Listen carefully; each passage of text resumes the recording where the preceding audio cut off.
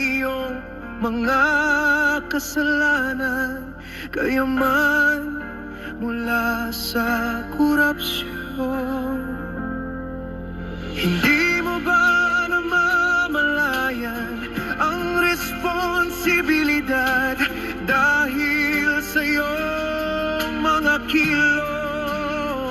Naghihintay sa iyo ang walang hanggang impyerno.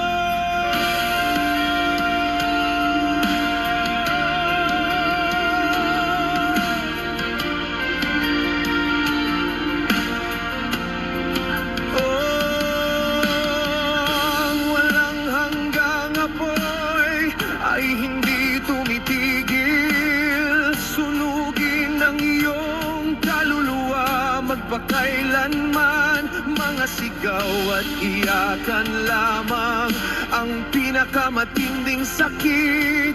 Ibalik ito kagad bago mahuli ang lahat. Habang humihinga ka pa, isang pagkakataon upang itama ang iyong mga kilos.